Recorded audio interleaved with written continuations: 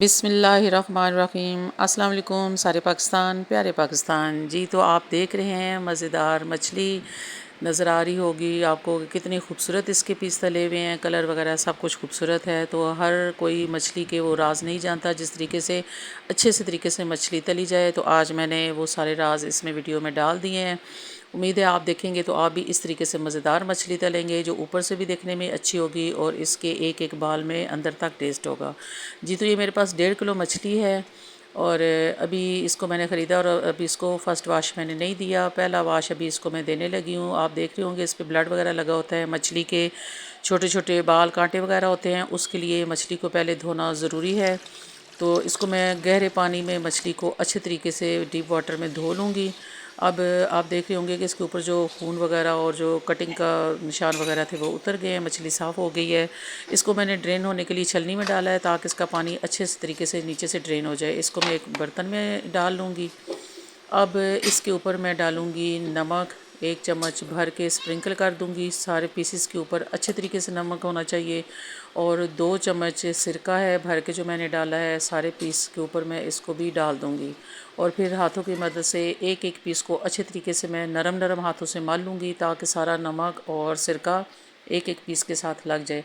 इस तरीके से इसकी मछली के अंदर की जो स्मेल होती है वो भी ख़त्म हो जाती है और मछली का अंदर तक टेस्ट भी अच्छा रहता है और मछली कुक भी जल्दी होती है। इसको लगा के थोड़ी देर में 20 मिनट तक छोड़ दूँगी और उसके बाद फिर मैं इसको दोबारा से वॉश करूँगी। चलिए जी, मेरे सारे पीसों को लग गया है। अब इसको मैं थोड़ा सा छोड़ देती हूँ। तब तक मैं मसाले का बंदोबस्त करती हूँ। लहसुन मैंने छील लिया है। ये मेरे पास 2.5 से 3 गड्डियाँ थी लहसुन की, वो मैंने छील ली हैं। उसका मैं मसाला बनाऊंगी और मेरी मछली को टाइम हो चुका है पूरा, तो इसका मैं धो लेती हूँ। क्योंकि यहाँ पे मैंने एक एक पीस को अच्छे तरीके से धोना है ताकि इसके साथ कोई कांटा वगैरह एक्स्ट्रा है, अगर जो इसके अंदर के अलावा कांटा है या मछली साफ़ करते जो इसके छोटे छोटे पार्ट से होते हैं वो साथ ना रह जाए। क्योंकि जब उसको आप तलते हैं, एक तो वो आपके घी को भी गंदा करते हैं और जब खाने में अगर मुंह में आ जाए तो उसका टेस्ट बहुत ही बुरा लगता है। मछली के अपने भी कांटे होते हैं, तो हमें इस चीज़ की बहुत एहतियात करनी है। अच्छे तरीके से एक एक पीस को धो लेना है। सारी फ़िश को मैं धो चुकी हूँ और इसका मैंने पानी अच्छे तरीके से दोबारा ड्रेन करने के लिए छलनी में डाल देना है ताकि पानी अच्छे तरीके से ड्रेन हो जाए और उसका मसाला अच्छे तरीके से इसके साथ लगे।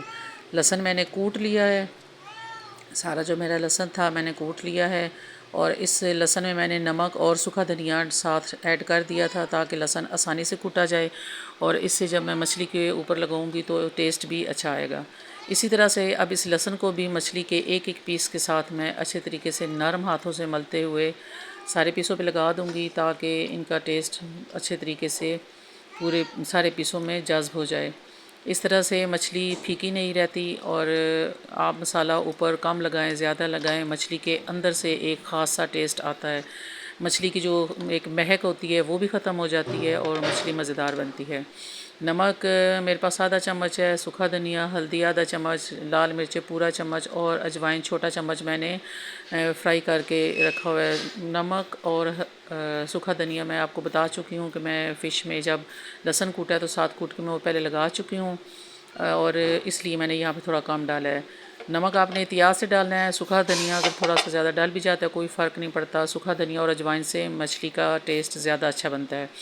3 चम्मच यहाँ पे मैंने मैदा बीच में मिक्स कर दिया है जो मसाले के साथ अब मैं मिक्स करूँगी। अगर आपको क्रंची क्रिस्पी चाहिए तो आप मैदा डालें और अगर आपको सॉफ्ट चाहिए तो आप बेसन भी डाल सकते हैं। लेकिन मैदे का फ़ायदा ये होता है कि बाद में नज़र नहीं आता और फ़िश के पीसेस खूबसूरत नज़र आते हैं। और अगर आप बेसन लगाते हैं तो वो जब आप फ़िश को तलते हैं तो वो फिर पकोड़े की शेप इख्तियार कर जाती है, ऊपर से मछली नज़र नहीं आती, पकोड़ा पकोड़ा सा नज़र आता है। आपकी मर्ज़ी, आप जो चीज़ भी ऐड कर ले दोनों में से।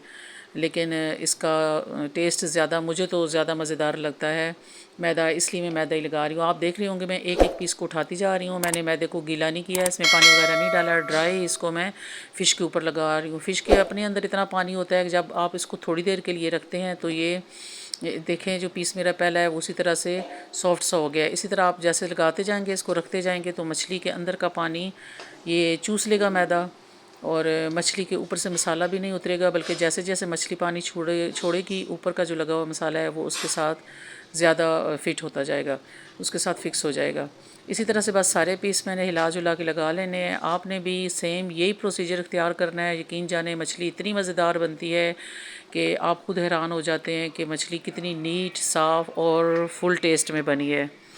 तो ये जो बस मसाला लगाने के बाद जहाँ पे जिस छलनी में पहले मैंने लहसुन लगा के रखा हुआ था उसी छलनी में मैं सारी पीसेस को ऊपर नीचे करके रख लूँगी, ताकि अगर ये पानी छोड़ें तो ये अपने ही टेस्ट में इनका अच्छा सा टेस्ट डेवलप हो जाए। चलें जी, इसको थोड़ा सा मैं टाइम दूंगी। थोड़ा टाइम तो क्या, मेरा एक रात और एक दिन गुजर गया क्योंकि मुझे टाइम नहीं मिला तलने का। बच्चों ने बीच में से तल के खा लिया है। तो अब जब व्लॉग मैंने कंप्लीट करना था तो बाकी सा जो है वो फिर मैं तलने लगी हूँ। तो ये देखें मेरा घी माशाल्लाह से बिल्कुल प्रॉपर गर्म है, ना बहुत ज़्यादा कि आप बीच में रखते जाएं तो फटना शुरू हो जाए, और ना इतना कि आप रखें तो ऑयल सोया हुआ हो उसको पता ही नहीं चले कि बीच में कुछ चीज़ ऐड हुई है। ऑयल बता रहा है कि वो अच्छे तरीके से गर्म है। इसमें मैंने पीस रख दिए हैं, 3 पीस अभी मैं स्टार्ट में रखूँगी, और जैसे ही ये बनना शुरू हो जाएंगे और ऑयल अपना टेम्परेचर ज़रा ज़्यादा करेगा तो फिर मैं और पीस भी ऐड कर लूँगी। देखिए माशाल्लाह एक साइड मेरी कितनी खूबसूरत पीस तैयार हो चुके हैं, ना टूटे हैं ना फूटे हैं। मैं बता रही हूँ कि तकरीबन एक दिन और एक रात मसाला लगे हुए ये फ्रिज में रहे हैं, और आपको नज़र आ रहा होगा कि कितने खूबसूरत पीस उसी तरह से हैं।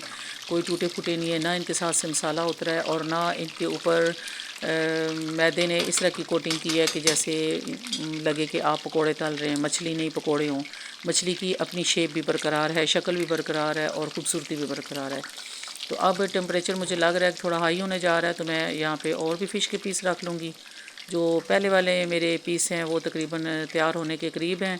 बस उनकी एक आध बार मैं साइड चेंज करूँगी और उनको मैं निकाल लूँगी। आपको नज़र आ रहा होगा कि मेरे पहले वाले जो पीस हैं वो कितने खूबसूरत तैयार हो चुके हैं, रेड रेड हो चुके हैं। बस इनको मैं निकाल लूँगी। ये देखें बिल्कुल प्रॉपर पीस तैयार है, टूटा फूटा नहीं है। कितना खूबसूरत कलर भी इसका इतना खूबसूरत है। मैं किसी भी चीज़ में एक्स्ट्रा कलर, फूड कलर वगैरह ऐड नहीं करती, क्योंकि हर चीज़ का अपना अल्लाह ताला ने एक जायका, खूबसूरती और कलर रखा है। जब तक आप वो उसको नहीं इंजॉय करते आपको मज़ा नहीं आता। अगर आप एक्स्ट्रा चीज़ें डाल देते हैं, ज़रूरत से ज़्यादा मसाले डाल देते हैं, ज़रूरत से ज़्यादा कलर, फ्लेवर्स वगैरह डालते हैं, तो फिर वो उस चीज़ का जो अपना टेस्ट है वो कहीं पीछे रह जाता है। तो बेहतर है कि जो चीज़ आप नेचुरल तरीके से बनाएं, जैसे अल्लाह ताला ने हमें दी है, उसको जितने कम मसालों में और बुनियादी मसालों में बनाएं वो उतनी ही चीज़ टेस्टी होती है। जितने आप मसाले डालेंगे तो फिर आप मसालों को ही इंजॉय करेंगे, जो चीज़ होती है उसका टेस्ट कहीं पीछे ही रह जाता है। तो चलें जी, बस मैं इसी तरीके से इनको अलटते पलटते हुए बना लूँगी, और मेरी फ़िश माशाल्लाह से सारी तैयार हो चुकी है। आप देख रहे होंगे जो पीस मेरे पास रह चुके थे मैंने सारे तल लिए हैं, और इनका कितना खूबसूरत गोल्डन और रेड कलर है, शानदार, जिस तरह से होना चाहिए, जिस तरह से मुझे चाहिए उसी तरीके से। ना तो ये ज़्यादा कुक हुई हैं और ना ही ये कच्ची हैं। अक्सर घर में मछली बनती है और बहुत से लोग इसके बहुत से तरीके से बनाने का तरीका जानते हैं, लेकिन मेरी कुछ बहनें, कुछ बच्चियां और इवन के कुछ बच्चे, जिस तरह से मैं बताती रहती हूँ, हॉस्टल वगैरह में होते हैं, जब उनका जी चाहता है तो उनको होता है कि कुछ चीज़ें हम बनाएं, उनको तरीका नहीं आता। तो इसलिए मैं आसान से आसान तरीन तरीका बताती हूँ कि जो किसी को मुश्किल ना लगे और जल्दी से जल्दी अच्छे तरीके से, प्रॉपर तरीके से तैयार हो जाए। तो आप देख रहे होंगे कि मैंने आखिर में मछली का जो सर है वो डाला है। अक्सर लोग मछली जब ख़रीदते हैं तो सर कटिंग करके निकलवा देते हैं, ऐसा मत किया करें। इसके अंदर दिमाग होता है जो इंसानी सेहत के लिए बहुत ज़रूरी है, और ये इसकी दवाइयाँ वगैरह बहुत महंगी महंगी बिकती हैं। जब हम लोगों को डेफिशिएंसीज़ हो जाती हैं तो हम लोग बाज़ार से वो महंगी लेके ख़रीदते हैं। तो बेहतर है कि जब आप मछली लेते हैं तो अपनी मछली का सर ज़रूर कटिंग करके डलवाएं, और उसको भी तलते हुए एहतियात से तलें, क्योंकि जब आप इसको ऑयल में डालते हैं तो ये ज़रूरत से ज़्यादा पटक पटक करता है और हाथ भी जलने का ख़तरा होता है। तो चले जी, मेरी मछली सारी माशाल्लाह तल के तैयार हो चुकी है। आप देख रहे होंगे कितने खूबसूरत पीसीज। उम्मीद है नए सीखने वाले प्रॉपर इसी प्रोसीजर को इख्तियार करेंगे और जो टेस्ट मेरी फ़िश का था वही टेस्ट पाएंगे। तो हर घर में बनती है, लेकिन फिर भी हर घर का अपना टेस्ट, अपना जायका और अपना तरीका होता है। तो आप देख रहे होंगे ये मेरी फ़िश का पीस चारों तरफ से कितना खूबसूरत गोल्डन रेड और किसी तरह से टूटा फूटा बनी है। और इसके अंदर से भी मैं आपको खोल के दिखाती हूँ कि कितनी मज़ेदार फ़िश है। यकीन जाने जितना इसके ऊपर से इसके टेस्ट था, इतना ही इसके अंदर से जब खोल के खाया गया तो इसके एक एक बाल में पूरा मसाले का टेस्ट था। अक्सर ऐसा होता है कि मछली ऊपर से तली हुई अच्छी होती है, खाने में जी चाहता है कि खाएं, लेकिन जब आप खोलते हैं तो अंदर से बिल्कुल फीकी और उसकी महक और अजीब सी, जिसको छान कहते हैं, वो आ रही होती है। और एक पीस ही आप उठाते हैं और बाकी मछली की तरफ आपका देखने को दिल नहीं करता। और ये मछली बिल्कुल इस तरह से थी कि एक पीस उठा के आप खाएं तो लगता है कि आपने मछली खाई नहीं है, बाकी मछली तो कहीं गायब भी हो जाती है। तो उम्मीद है आपको मेरी आज की रेसिपी पसंद आई होगी। अगर पसंद आई हो तो लाइक शेयर सब्सक्राइब ज़रूर करें। देखने का बहुत बहुत शुक्रिया।